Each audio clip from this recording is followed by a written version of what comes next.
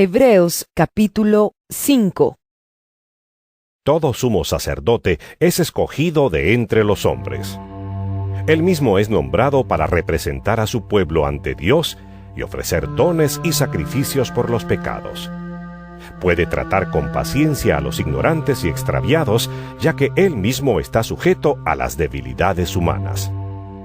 Por tal razón, se ve obligado a ofrecer sacrificios por sus propios pecados, como también por los del pueblo. Nadie ocupa ese cargo por iniciativa propia. Más bien, lo ocupa el que es llamado por Dios, como sucedió con Aarón. Tampoco Cristo se glorificó a sí mismo haciéndose sumo sacerdote, sino que Dios le dijo: Tú eres mi hijo, hoy mismo te he engendrado. Y en otro pasaje dice: Tú eres sacerdote para siempre, según el orden de Melquisedec. En los días de su vida mortal, Jesús ofreció oraciones y súplicas con fuerte clamor y lágrimas al que podía salvarlo de la muerte, y fue escuchado por su reverente sumisión. Aunque era hijo, mediante el sufrimiento, aprendió a obedecer y, consumada su perfección, llegó a ser autor de salvación eterna para todos los que le obedecen. Y Dios lo nombró sumo sacerdote según el orden de Melquisedec. Sobre este tema tenemos mucho que decir, aunque es difícil explicarlo, porque a ustedes lo que les entra por un oído les sale por el otro. En realidad, a estas alturas ya deberían ser maestros, y sin embargo necesitan que alguien vuelva a enseñarles las verdades más elementales de la palabra de Dios. Dicho de otro modo, necesitan leche en vez de alimento sólido. El que solo se alimenta de leche es inexperto en el mensaje de justicia, es como un niño de pecho. En cambio, el alimento sólido es para los adultos, para los que tienen la capacidad de distinguir entre lo bueno y lo malo, pues han ejercitado su facultad de percepción espiritual.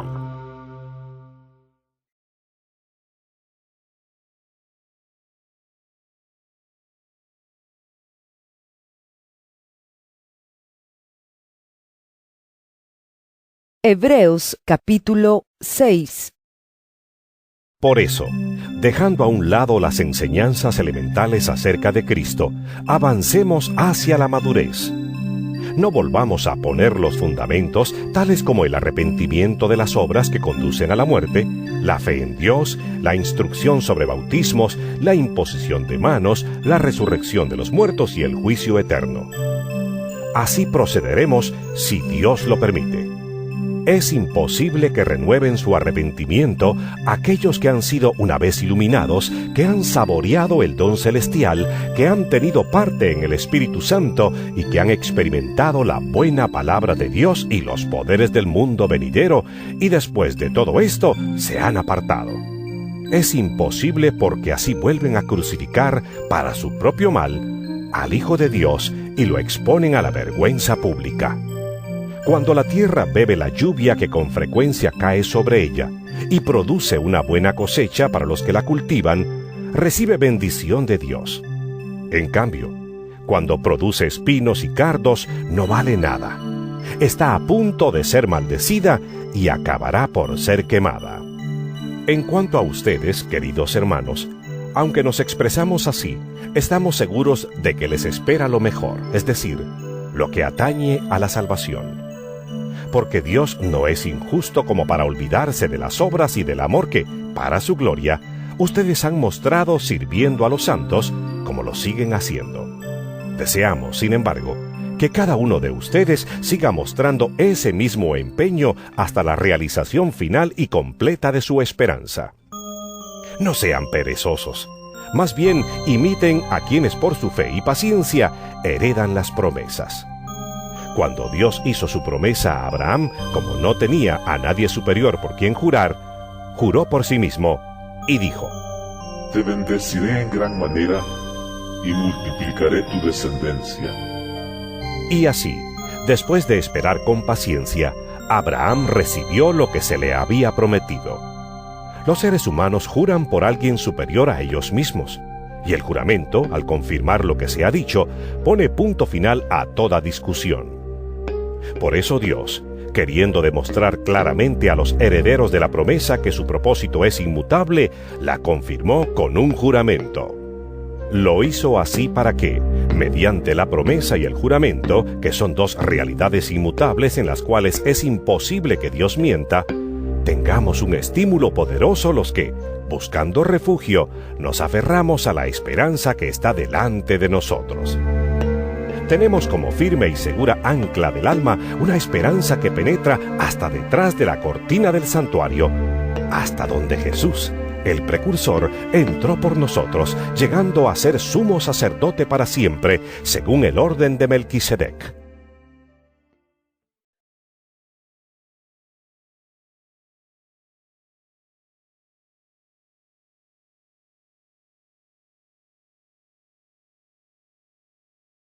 Hebreos capítulo 7.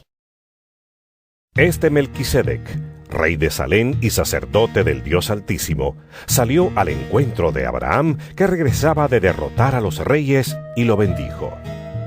Abraham a su vez le dio la 10ª parte de todo. El nombre Melquisedec significa, en primer lugar, rey de justicia, y además, rey de Salem, esto es, rey de paz. No tiene padre, ni madre, ni genealogía. No tiene comienzo ni fin. Pero a semejanza del Hijo de Dios, permanece como sacerdote para siempre. Consideren la grandeza de ese hombre, a quien nada menos que el patriarca Abraham dio la 10ª parte del botín. Ahora bien, los descendientes de Leví que reciben el sacerdocio tienen, por ley, el mandato de cobrar los diezmos del pueblo, es decir, de sus hermanos, aunque estos también son descendientes de Abraham. En cambio, Melquisedec, que no era descendiente de Leví, recibió los diezmos de Abraham y bendijo al que tenía las promesas.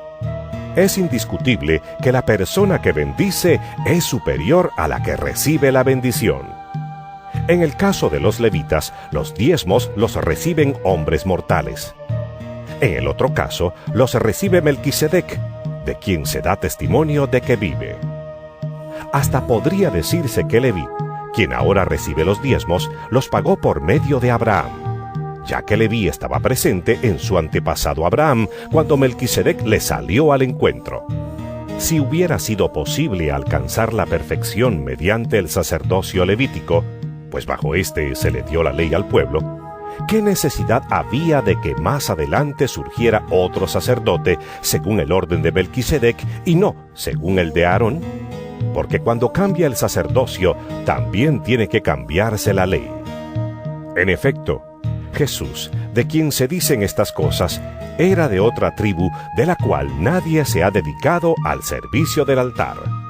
Es evidente que nuestro Señor procedía de la tribu de Judá, respecto a la cual nada dijo Moisés con relación al sacerdocio. Y lo que hemos dicho resulta aún más evidente si, a semejanza de Melquisedec, surge otro sacerdote que ha llegado a serlo, no conforme a un requisito legal respecto al linaje humano, sino conforme al poder de una vida indestructible. Pues de él se da testimonio. Tú eres sacerdote para siempre, según el orden de Melquisedec. Por una parte, la ley anterior queda anulada por ser inútil e ineficaz, ya que no perfeccionó nada. Y por la otra, se introduce una esperanza mejor, mediante la cual nos acercamos a Dios. Y no fue sin juramento. Los otros sacerdotes llegaron a hacerlo sin juramento, mientras que éste llegó a hacerlo con el juramento de aquel que le dijo: El Señor ha jurado, y no cambiará de parecer.